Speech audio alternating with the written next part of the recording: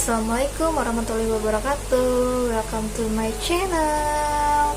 Lagi di video Bunda Afkar. Di video kali ini agak berbeda dari video-video sebelumnya yang biasanya aku ngebudgeting atau aku bikin menulis, aku menggambar. Di video kali ini aku mau sharing tentang pengalaman aku sama anak aku waktu anakku kena flu Singapura. Yang beberapa video kemarin sempat aku bilang kalau anak aku sempat kena flu Singapura, kayak itu di video budgeting bulan April yang lumayan, review di bulan 3 itu lumayan cukup membengkak.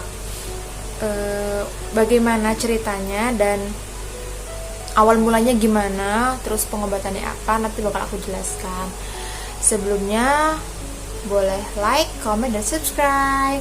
Oke, untuk yang belum komen atau yang belum subscribe, silahkan subscribe dulu di channel aku, tinggalkan komen kalian, dan jangan lupa like, cek tombol loncengnya. Sebelumnya mohon maaf, ini ada sedikit kadang merasa nggak nyaman karena ada pantulan-pantulan cahaya dari kameraku, karena ini aku bikin video ini sudah malam, sudah hampir jam setengah 12, jam 12 malam. Anak aku sudah tidur, dan lebih tepatnya biasanya di jam segini lagi main, ini dia lagi sudah tidur. Terus aku juga sudah bikin catatan karena ini kan berhubungan dengan virus yang notabene aku juga belum begitu paham dan hanya mengerti dari dokter yang awalnya itu. Dan untuk daripada nanti aku menimbulkan kesimpang siuran atau kesalahan, jadi aku bikin catatan, nanti aku baca, cuma aku tambahkan dari pengalaman aku sendiri. Oke, jadi gini, awalnya bulan 3 itu keluargaku ada datang dari Aceh, dan itu kebetulan juga masih angka COVID masih tinggi di bulan 3 tahun ini juga. Terus hari Selasa atau Rabunya kami ngumpul semua keluarga besarku untuk bikin acara makan-makan, baca doa sambil ngumpul-ngumpul. Jadi berkumpul lah itu semua anak aku sama sepupu-sepupunya. Anak aku ngumpul, sepupunya dia itu ada yang namanya Abi, itu sempat demam. Terus dia bilang muncul bintik kemerahan di bagian tangan, kaki seperti cacar sama sariawan. Itu dia ngomong sama suami aku, yang awalnya kami kira ya sama sepemikiran, mungkin gatal karena air atau karena dia main atau mungkin curiga cacar. Nah, setelah dia obatin menghilang dengan sendirinya, sembuh. Dan tentuku juga nggak tahu kalau itu bisa menularkan ke yang lain. Jadi di hari Selasa atau Rabu aku lupa, itu ngumpul lah semua. Setelah pulang dari situ mungkin anakku nggak ada minum yang bekasnya dia atau yang lainnya, cuma kayaknya kontak fisik, main satu sama lain seperti itu, mungkin itu jadi penyebab utamanya. Virus flu Singapura itu sebenarnya infeksi dari virus yang menyebabkan timbulnya sariawan di mulut, ruam, dan luka lepuh di kulit seperti cacar. Itu yang aku cari di Halo Dokter, aku searching di Google dulu.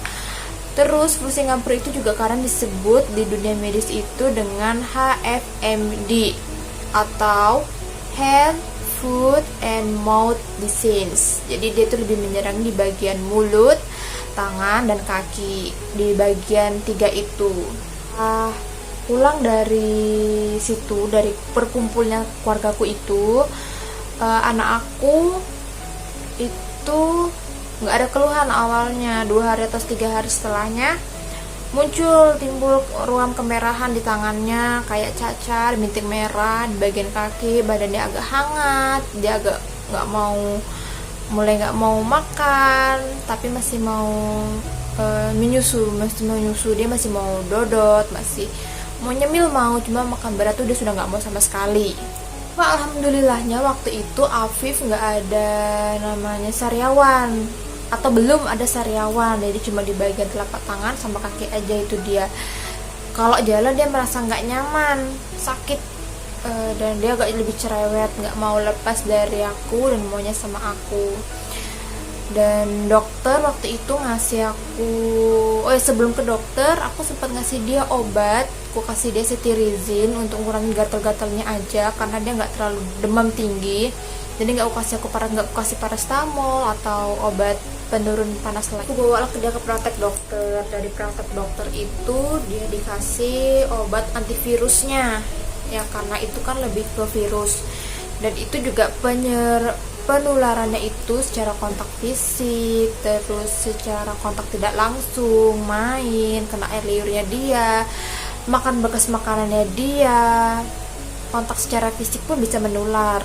Dan itu lebih cepat ke anak-anak. Sebenarnya di dewasa kita pun sebenarnya juga bisa, cuma menyerangnya itu lebih cepat ke anak karena sistem imun anak itu masih rendah atau masih lemah, beda sama kita orang dewasa yang sudah bisa mencukupi atau membentengi diri dengan vitamin-vitamin, beda dengan anak. Kalau yang berdasarkan gejala muncul aku cari di Alo Dokter itu ada demam sesuai sama badan anak aku waktu itu, agak mulai hangat, sakit tenggorokan, aku nggak tahu karena dia belum bisa ngomong. Terus sariawan, ya setelah kontrol ke dokter, setelah itu lewat 2 hari atau sehari setelahnya aku lupa, aku lihat ada beberapa sariawan di lidah dia sama mulut bagian dalamnya dia.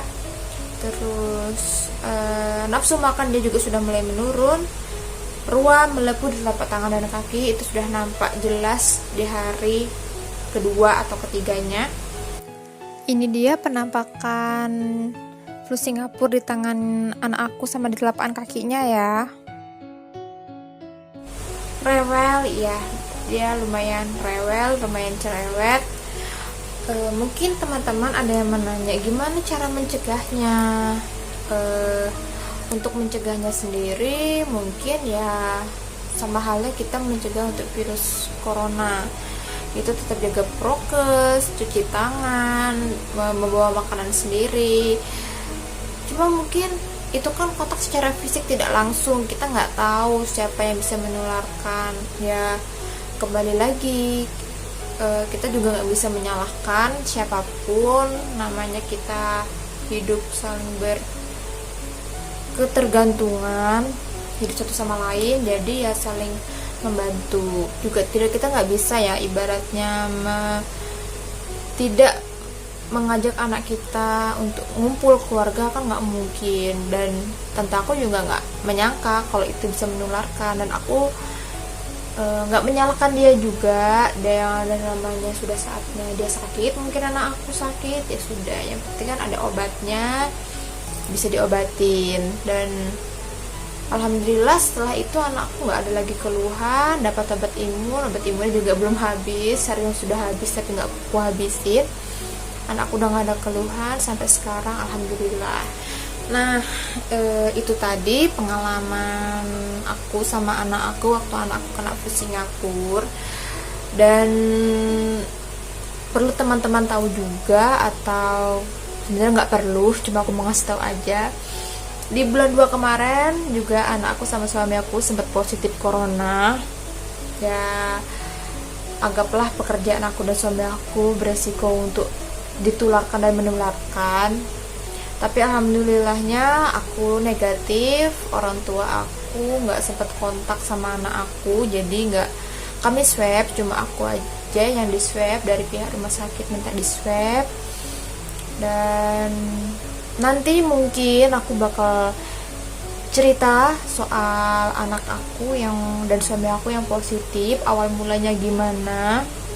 Semoga video aku, penjelasan aku tentang anak aku yang kena flu Singapura bisa menjadi pengalaman aku sendiri, pembelajaran untuk teman-teman, bisa bermanfaat juga untuk teman-teman.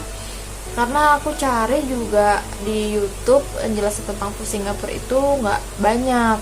Ya, kayaknya anak aku itu kemarin setelah anak aku baru Kiano, anaknya Mbak Imwong itu kena flu Singapura juga barengan kayaknya. Tapi kayaknya dulu anak aku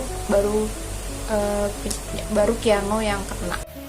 Lo nggak tahu Kiano tertular sama siapa, karena bukan yang jelas bukan dari aku ya. Oke, sampai berjumpa di video selanjutnya yang insya Allah berfaedah. yang bisa diambil manfaatnya, diambil hikmahnya, ditinggalkan yang jelek, kita ambil yang baiknya.